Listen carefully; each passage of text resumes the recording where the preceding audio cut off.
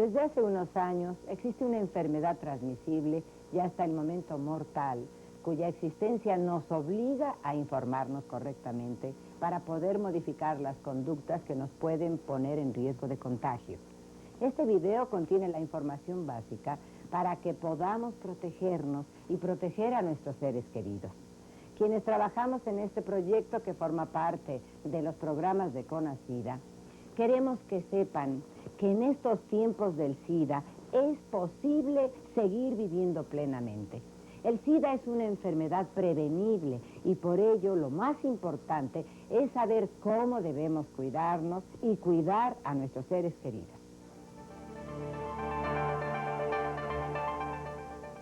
El SIDA o síndrome de inmunodeficiencia adquirida es una enfermedad causada por un virus llamado virus de la inmunodeficiencia humana o VIH, que como su nombre indica, solo afecta a los seres humanos.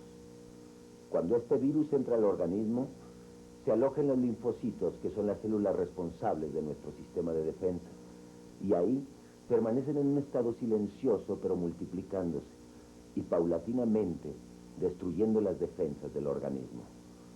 Después de un tiempo, por lo general varios años, el padecimiento se hace clínicamente aparente y queda nuestro organismo indefenso ante diversas enfermedades que llamamos oportunistas, porque solo aparecen en estados de inmunidad deficiente.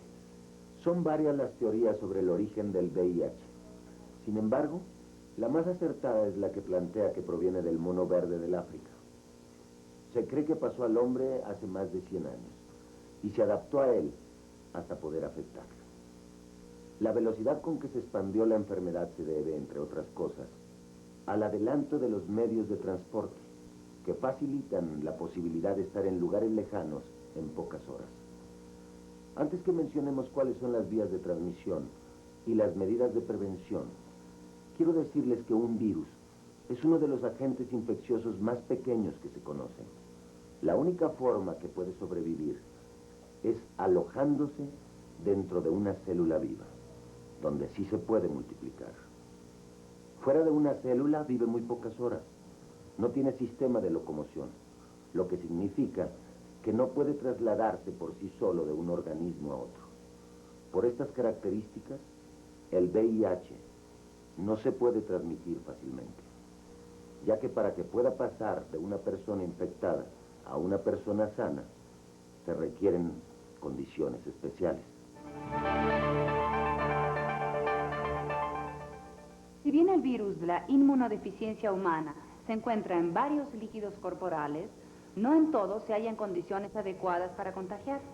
Los únicos líquidos del cuerpo que pueden transmitir el virus son la sangre, el líquido preeyaculatorio, el semen, los fluidos vaginales y la leche materna. Por lo tanto, las vías de contagio son 3: sanguínea, perinatal y sexual. Para que ocurra la transmisión sanguínea, es necesario estar en contacto con sangre contaminada o con sus derivados.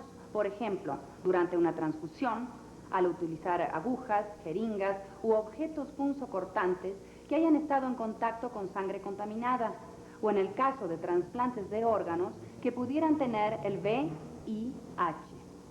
En 1986 se aprobó una norma que obliga a efectuar pruebas de control a toda la sangre que se utilice para realizar transfusiones. Nosotros podemos identificar que se ha realizado este control si el paquete sanguíneo tiene una calcomanía verde fosforescente. Para prevenir la transmisión sanguínea, es importante utilizar jeringas o agujas que estén debidamente esterilizadas.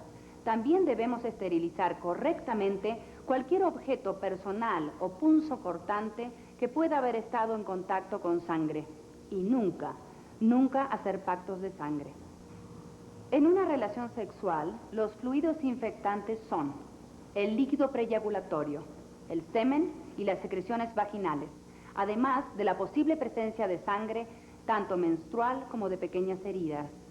No importa si es una relación sexual entre hombres, o sea, homosexual, o entre una mujer y un hombre, es decir, heterosexual. Si hay penetración e intercambio de fluidos y una de las personas está infectada, ese intercambio implica un riesgo. Por eso, ya no hablamos de grupos de riesgos, sino de prácticas de riesgo.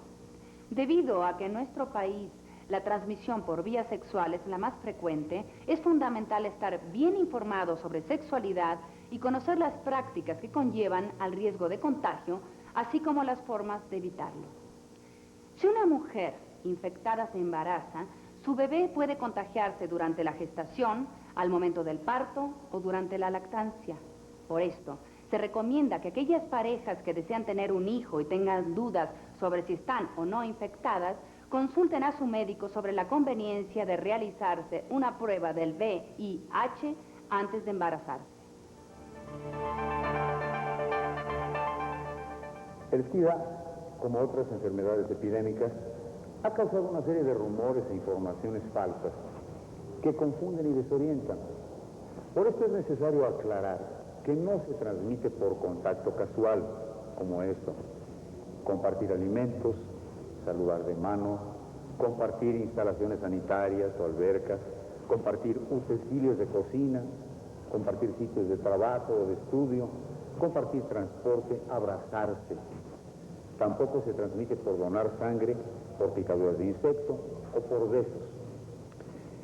Si recordamos que la vía de transmisión sexual es la más frecuente, es importante decidir cómo cuidarnos. Puede que decidamos no tener relaciones sexuales, o sea, abstinencia sexual, o que tengamos una sola pareja y esta a su vez solo nos tenga a nosotros. Esto se llama fidelidad mutua, pero ojo, que ninguno de los dos esté infectado. O bien, que aprendamos el uso correcto del condón, lo que significa seguir estos pasos. Solo deberán utilizarse condones de látex. Lo primero en que debemos fijarnos es que tenga una burbuja de aire para asegurarnos de que el condón está en buenas condiciones. Después, hay que revisar la fecha de caducidad, que puede estar impresa de dos maneras. Si dice MFD, que quiere decir fecha de fabricación, es aconsejable usarlo antes de 5 años después de la fecha indicada. Si dice EXP, o sea, fecha de caducidad, puedes usarlo antes de esa fecha.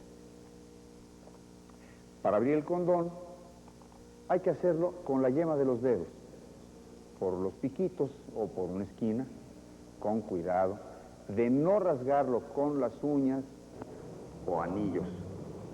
Después de extraer el condón del empaque, debemos fijarnos para qué lado se desenrolla y colocarle, si queremos, una gota de lubricante soluble al agua. Para evitar que el condón se rompa, nunca debemos utilizar lubricantes a base de aceite, como el aceite para los niños o las cremas cosméticas. Con la yema de los dedos, tomamos el condón de la punta para que no quede aire en su interior y lo colocamos en el pene en estado de erección, sin soltarlo, y lo desenrollamos hasta la base. Podemos colocar un poco de lubricante para que no se rompa el condón. Después de eyacular, debemos sujetar el condón desde la base y retirarlo mientras el pene aún está erecto. De esta manera, evitamos que el condón quede adentro y se derrame el semen. Al quitar el condón del pene, debemos tener mucho cuidado de no derramar el líquido y anudarlo, para después tirarlo a la basura. No olvidemos colocarnos el condón antes de cualquier penetración. Como el condón es de látex, es importante tenerlo en un lugar fresco, seco y con poca luz. De esta manera evitaremos que se deteriore. ¿Qué tal? Mejor nos protegemos, ¿no?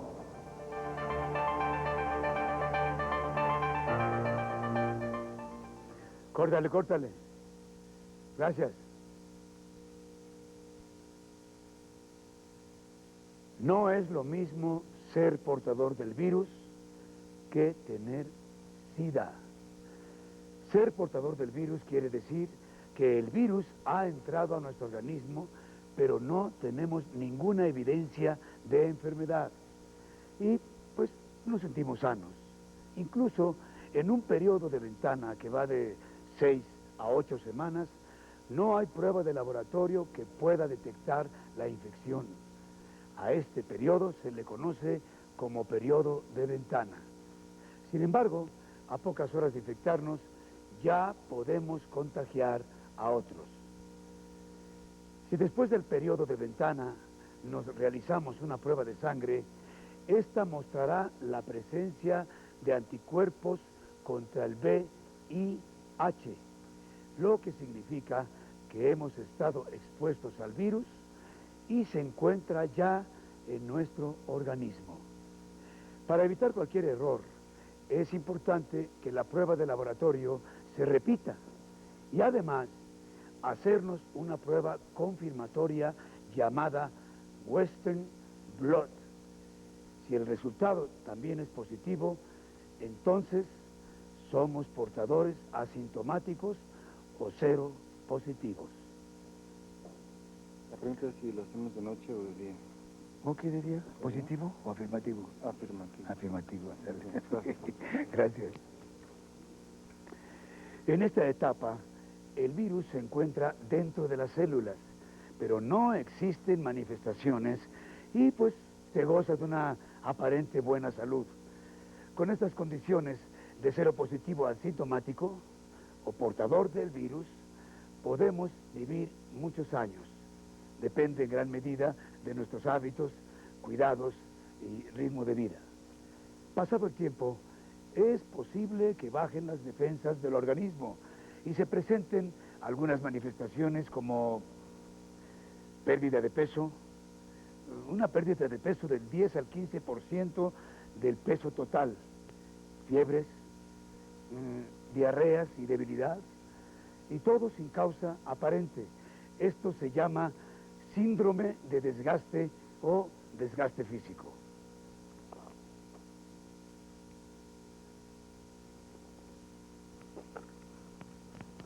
Podemos hablar de SIDA cuando además de estas manifestaciones se presentan otras, tales como infecciones oportunistas, recurrentes y de difícil tratamiento, que pues se pueden presentar en la boca, en la piel, en las vías respiratorias, vías digestivas o en los ojos. Síndromes neurológicos que pueden ser físicos o de conducta. Distintos tipos de cánceres, como sarcoma de Kaposi, que afecta principalmente la piel y mucosa. O el linfoma, que es un cáncer que afecta el tejido linfático.